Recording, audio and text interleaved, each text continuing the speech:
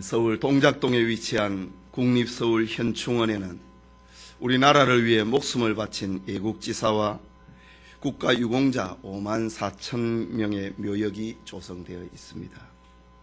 또한 현충원 안에는 2개의 무명용사탑도 있습니다. 하나는 우리나라가 일제에게 나라를 빼앗겼을 때에 만주, 시베리아, 연해주 등에서 독립투쟁을 하다가 장렬히 산하했으나 시신도 찾지 못하고 이름도 성도 모르는 그들의 희생을 기리는 대한독립군 무명용사탑입니다.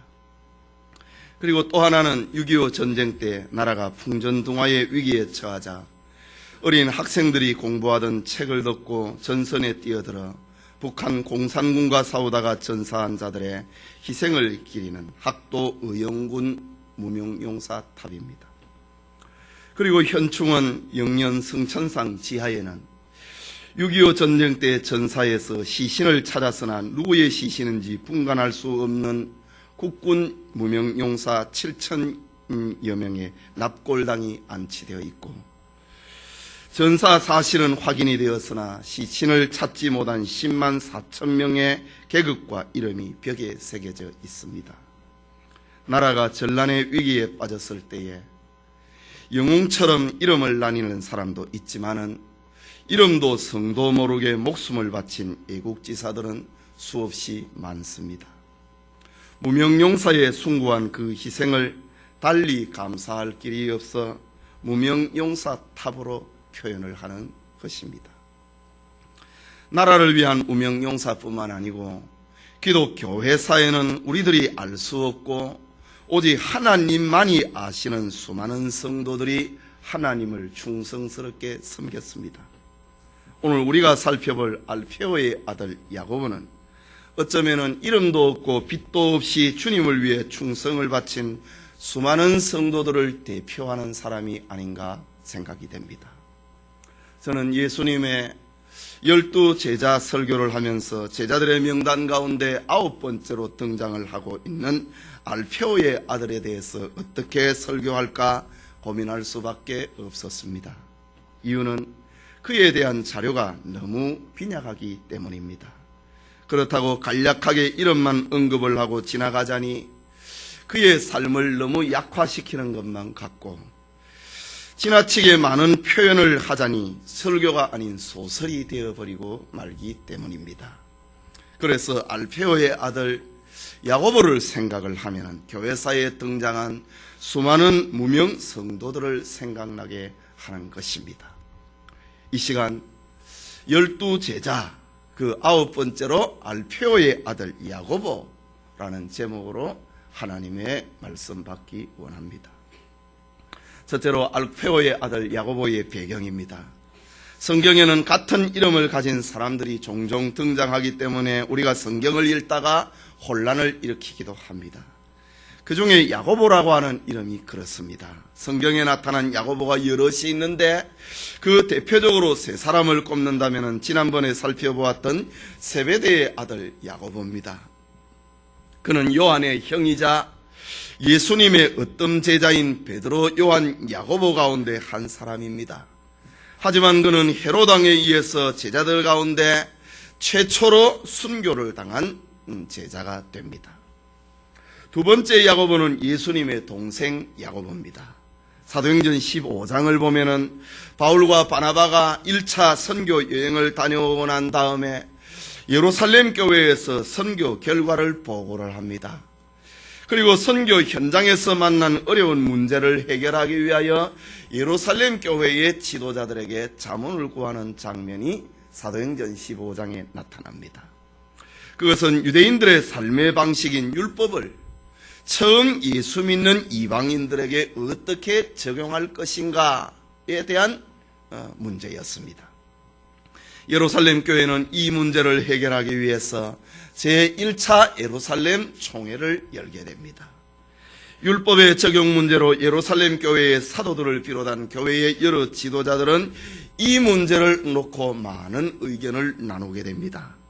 이때에 구약 성경을 인용을 하면서 이방인들을 더 이상 괴롭게 하지 말고 최소한의 윤리적인 법만을 적용을 하자고 결론을 내린 사람이 바로 예수님의 동생 야고보입니다. 그는 신약 성경 저 뒷부분에 야고보서를 기록한 사람이기도 합니다.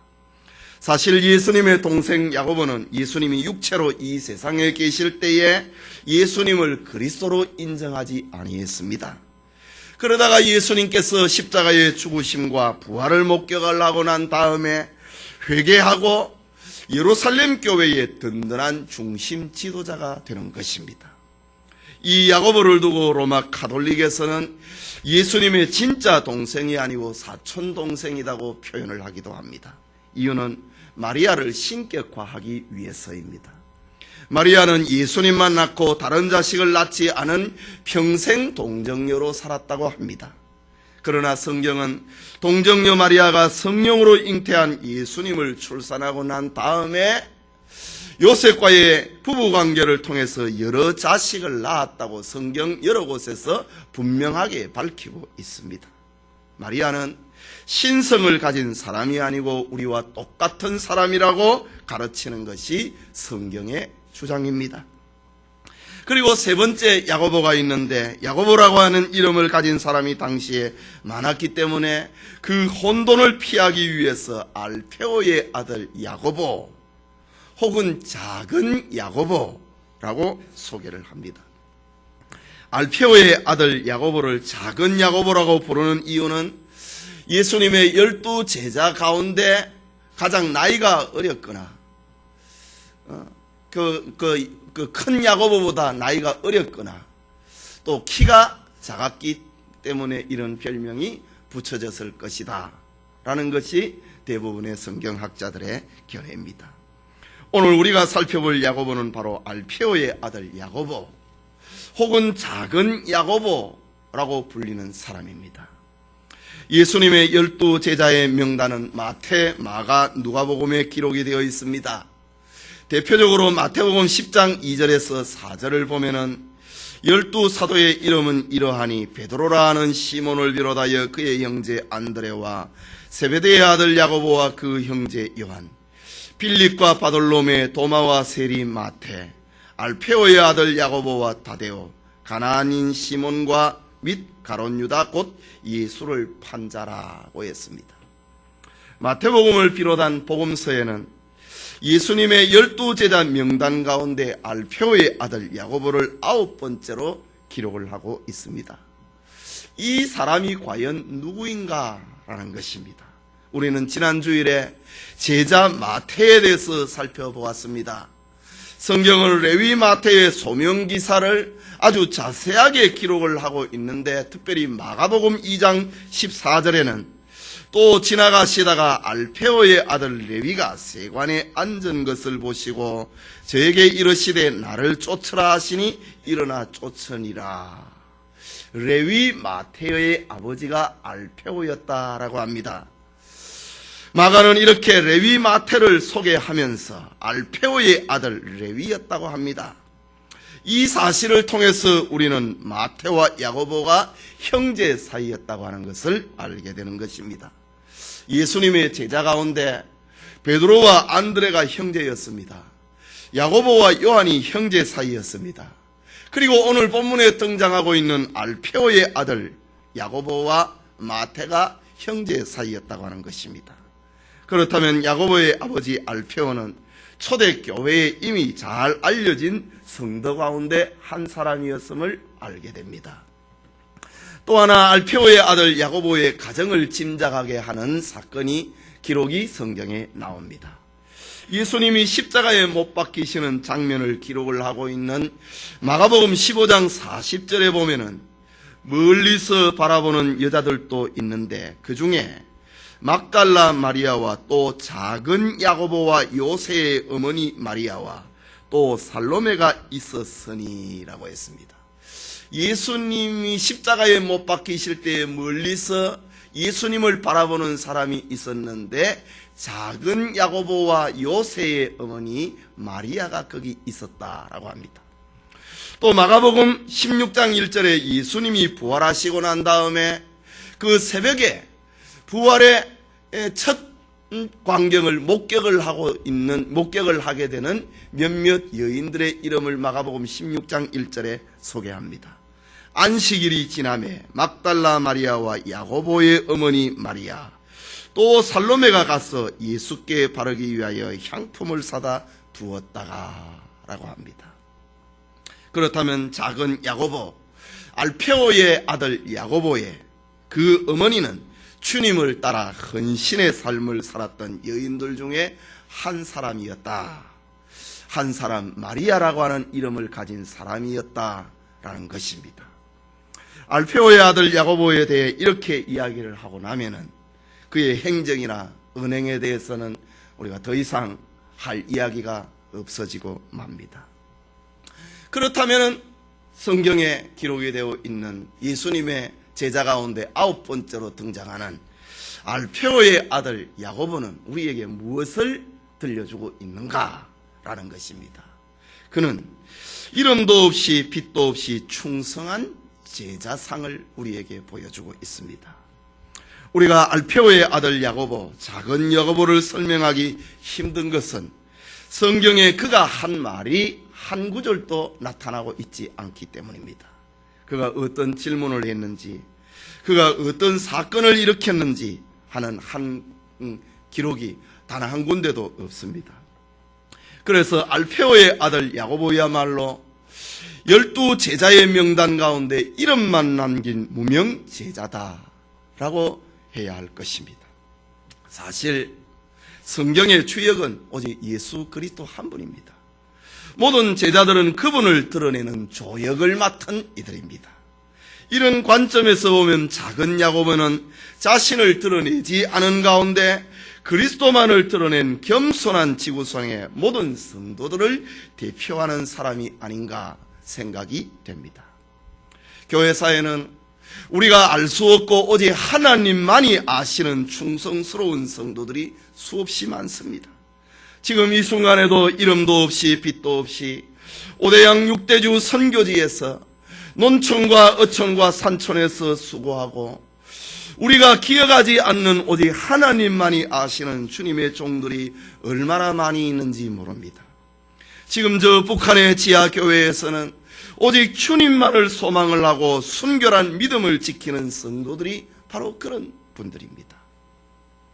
비록 우리는 그들의 이름도 모르고 그들의 희생적인 삶도 모르고 그들의 순교적인 삶을 모르지만은 하나님은 그들의 이름과 그들의 행적을 다 아시는 겁니다. 그리고 그들은 새 예루살렘 성의 기초 속에 그 이름이 새겨질 것입니다.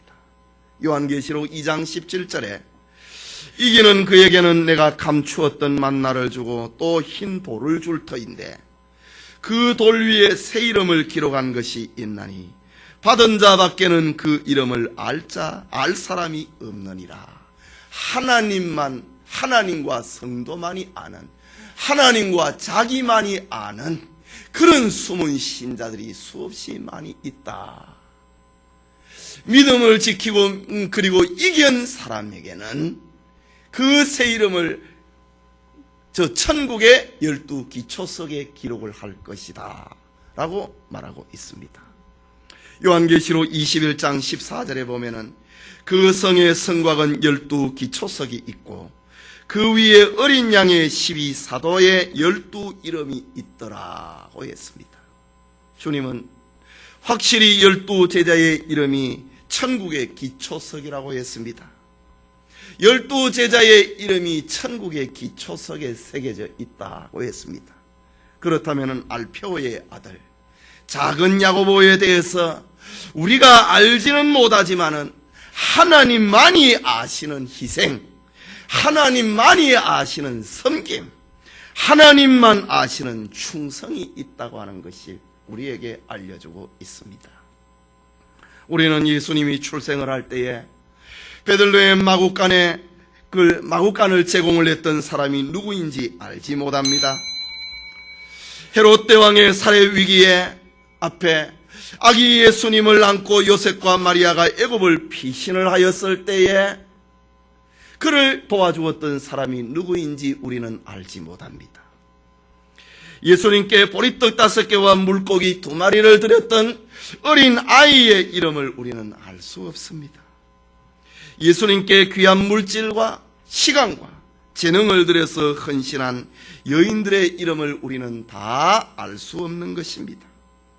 예수님을 십자가에 못 박은 사형집행관 백부장이 이는 진실로 하나님의 아들이었다고 고백을 했는데 우리는 그의 생생한 현장 증인의 이름을 우리는 알 수 없는 것입니다.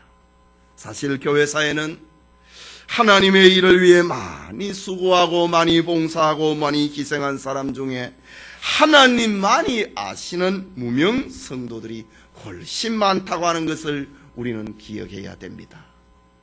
교회의 특징, 성도가 가진 신앙인의 삶의 특징은 사람 앞에서 사람이 알아주는 것을 보고 하는 것이 아닙니다.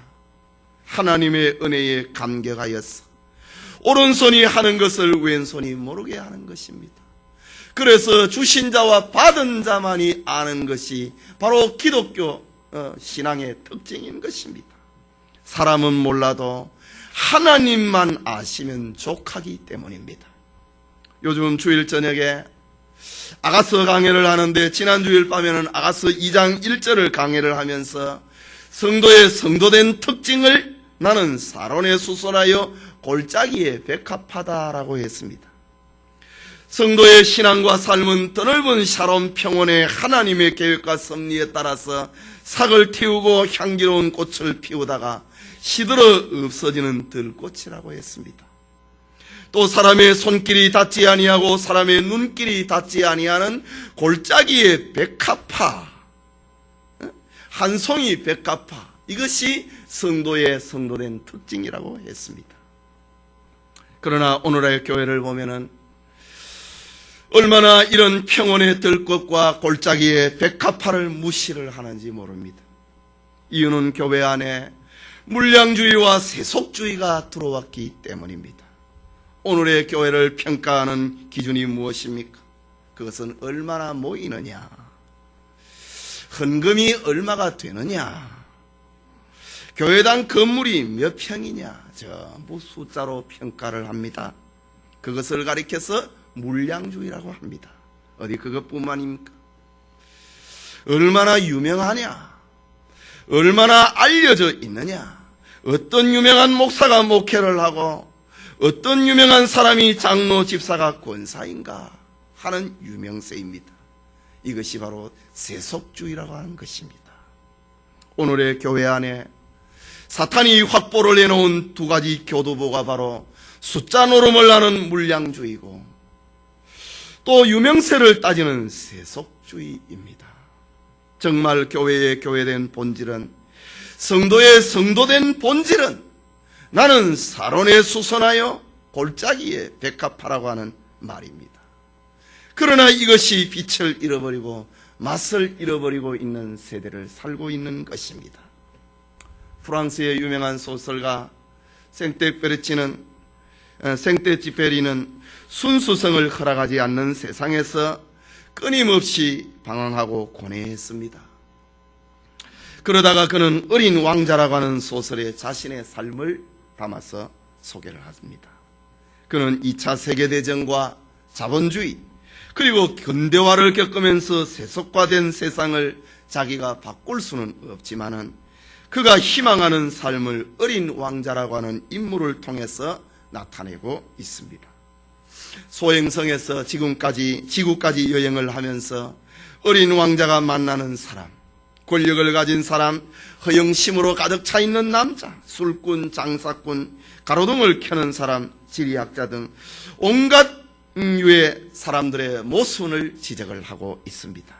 사람들은 권력과 허무, 자기 확대와 물질 등을 삶의 목적과 진리로 착각을 하고 삽니다. 여행의 종착점인 지구에는 더 많은 모순이 존재합니다. 지구의 어른들은 외면과 명예의 지식만을 추구를 합니다. 어린 왕자가 보기에 어른은 너무나가 이상한 존재들이었습니다. 소설 어린 왕자는 순수성을 잃어버리고 외형을 추구하는 부끄러운 어른들의 모습을 지적을 하므로 진정한 삶의 가치와 의미를 깨닫게 하는 소설입니다. 오늘 우리의 가치관도 매사에 세상이 기준이 되어서 바라볼 때가 많습니다. 그러나 우리는 세상에서 모든 것을 다 해결을 하고 세상에서 다 받으려고 생각하지 말아야 됩니다. 잠깐 후에 우리는 천국에서 작은 야고보를 비롯해서 무명 성도들의 이름과 보석처럼 빛나는 그들의 업적을, 그들의 행동을 보게 될 것이기 때문입니다. 그렇다면 성도는 사람 앞에서가 아니라 하나님 앞에서 일하는 사람이어야 합니다. 사람에게 기억되려 함이 아니라 하나님께 기억되려고 해야 합니다. 사람의 상이 아니고 하나님의 상을 받기 위해 사는 사람이어야 합니다. 성도는 사람의 영광이 아니라 하나님의 영광을 얻기 위하여 사는 사람이어야 합니다. 오른손이 하는 것을 왼손이 모르게 하는 사람이어야 한다라는 말입니다. 교회 안에는 구원의 확신이 없는 사람일수록 현세에 연연을 합니다. 사람 중심의 신앙생활을 하는 사람일수록 세상 여론에 그렇게 민감합니다. 누가 뭐라고 하더라, 누구는 저렇더라 라는 것입니다. 정말 우리는 이제라도 하나님 중심의 신앙생활을 해야 합니다. 주님 안에서 한 수고는 결코 헛된 것이 아니기 때문입니다. 하나님과 여러분만이 아는 숨은 은혜, 하나님과 여러분만이 아는 숨겨진 축복을 많이 간직하는 성도들이 되기를 소원합니다. 마지막으로 알페오의 아들 야고보의 죽음입니다. 성경에는 그의 죽음과 사역에 대해서 기록을 하지 있지 않습니다. 그러나 초대교회의 유명한 역사가 유세비우스는 알페오의 아들 작은 야고보를 가리켜서 이렇게 소개합니다. 그는 한때 훌륭한 애국자였다. 그는 매우 훌륭한 그리스도인이 되었다. 그는 금욕적인 자기 수양에 누구보다도 힘썼던 제자였다.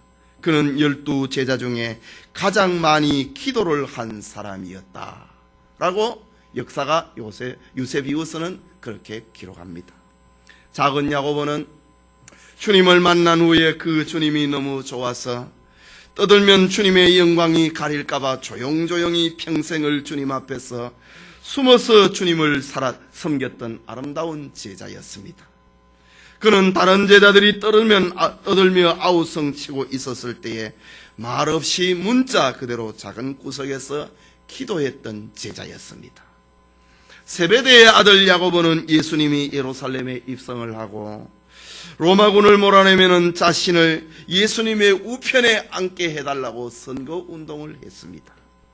그러나 작은 야고보는 말하기보다는 기도를 더 즐겼고 설치기보다는 자기가 있어야 할 조용한 자리에 말없이 그 자리를 지켰고 하나님 앞에 할 일을 다했던 제자였습니다.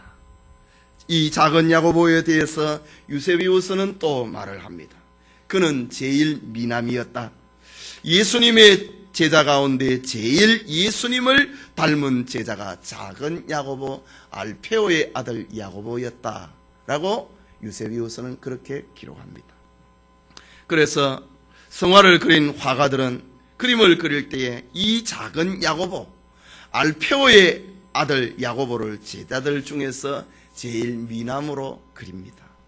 우리가 잘 아는 최후의 만찬이라고 하는 그림 가운데 제일 잘생긴 사람을 뽑아내면 그 사람이 틀림없이 작은 야고보인 것입니다. 이것이 교회사에 흐르는 이야기입니다. 유세비우스의 기록에 의하면 그는 나중에 시리아에 가서 전도를 합니다. 작은 야고보에 의해서 시리아에 많은 교회가 세워지게 됩니다. 그리고 다시 예루살렘에 돌아와서 전도를 하는데 야고보를 시기한 유대인들이 그를 잡아 거리에서 돌로 칩니다. 유대인들의 돌에 그렇게 많이 맞았는데 작은 야고보의 목숨이 쉽게 끊어지지 않습니다. 그러자 폭도들이 톱을 가지고 와서 작은 야고보의 목을 베어서 죽였습니다. 작은 야고보는 자신을 향해서 돌을 던지는 무리들을 위해서 스데반이 그랬던 것처럼 저들은 자신의 하는 일을 알지 못하오니 주여 저들을 용서하옵소서라는 마지막 말을 남기고 순교했습니다. 역사가 지나간 후대의 그리스도인들은 알페오의 아들 작은 야고보를 묘사할 때에 그의 순교를 상징을 하는 톱을 그림 속에 그려 넣었습니다. 오늘날 우리는 주님을 위해서 일을 한다고 하는 말을 너무 쉽게 합니다. 그러나 그것은 작은 일부터 성실하게 해야 합니다. 요란스럽지 않으나 속으로 열심히 뜨겁게 말입니다. 남이 알아주지 아니해도, 어떤 책에 기록되지 아니해도, 어떤 일에 이런 반구도 없이 헌신했던 사람, 알페오의 아들 작은 야고보, 그는 진정 그리스도인이요 그리스도의 제자였습니다. 예배드리는 성도 여러분, 우리는 오늘 알페오의 아들 작은 야고보에 대해서 살펴보았습니다. 그는 오늘 우리에게 무엇을 교훈하고 있습니까? 그는 작은 것에 충성하는 사람이 되는 훈련을 하라고 우리에게 교훈을 합니다. 예수님도 그러셨습니다. 예수님은 작은 것의 가치를 너무나 강조하셨던 분입니다. 마태복음 5장 19절에 누구든지 이 계명 중에 지극히 작은 것 하나라도 버리고 또 그같이 사람을 가르치는 자는 천국에서 지극히 작다 일컬음을 받을 것이요 누구든지 이를 행하며 가르치는 자는 천국에서 크다 일컬음을 받으리라. 작은 것을 가르치고 행하는 자, 천국에서 크다 일컬음을 받는다. 알페오의 아들 야고보가 바로 천국의 12기초석이 되는 이유 가운데 하나입니다. 마태복음 25장 21절에는 잘하였도다 착하고 충성된 종아, 네가 작은 일에 충성하였음에 내가 많은 것으로 네게 맡기리니 내 주인의 즐거움에 참여할지어다. 이 땅에서 작은 것에 충성하는 사람은 천국에서 많은 것을 맡게 된다라고 합니다. 마태복음 25장 40절에는 내가 진실로 너희에게 이르노니 너희가 여기 내 형제 중에 지극히 작은 자 하나에게 한 것이 곧 내게 한 것이니라. 지극히 작은 자, 그는 바로 예수님이라고 하셨습니다. 누가복음 16장 10절에는 지극히 작은 것에 충성된 자는 큰 것에도 충성되고 지극히 작은 것에 불의한 자는 큰 것에도 불의하나니 라고 했습니다. 작은 것을 소홀히 여기고 큰 것을 충성하는 사람, 그런 논리는 있을 수 없다는 말입니다. 여러분은 작은 계명의 앞에, 하나님이 우리에게 주신 작은 계명 앞에, 주님 앞에 얼마나 기억되는 삶을 살고 있습니까? 작은 일, 작은 자 하나, 작은 것에 대해서 주님 앞에 얼마나 기억이 되고 얼마나 주님을 앞에 신임을 받고 있는 삶을 살고 있는가? 알페오의 아들 야고보, 작은 야고보가 남긴 교훈은 그는 별로 요란스러운 인생을 살지 않았습니다. 우리의 보기에 별로 선전할 만한 것이 없는 삶을 살았는지 모릅니다. 그러나 주님에게는 이 작은 야고보가 꼭 필요했던 제자였습니다. 그런 제자를 천국의 12기초성 가운데 하나로 삼으신 것입니다. 오늘 우리의 시대에, 우리의 교회에도 이런 제자가 절실하게 필요합니다. 무명한 자 같으나 하나님 앞에는 결코 무명하지 않는 알페오의 아들 작은 야고보가 그리운 시대입니다. 그는 겸손하게 자기 위치에 서서 종의 직분을 수행을 하며 설치지도 않았고 참견하지도 않았고, 그러나 조용히 있어야 할 자리에 있으면서 하나님을 영광스럽게 했던 아름다운 제자 상을 우리에게 보여주고 있습니다. 여러분은 언제 진정으로 하나님의 일을 해보았습니까? 이 세상에 초점을 맞추고 이 세상의 관점을 가지고 현세지향적으로 살다가 이 세상이 끝이 나면은 여러분에게 남는 것이 무엇이 있겠습니까? 하나님과 여러분만이 아는 은밀한 봉사, 하나님과 여러분만이 아는 섬김, 하나님과 여러분만이 아는 희생, 충성, 하루에 한 번씩, 아니 일주일에 한 번씩, 아니면 한 달에 한 번이라도 해보시기 바랍니다. 작은 야고보가 그리운 시대에 여러분이 작은 야고보가 되기를 소원합니다.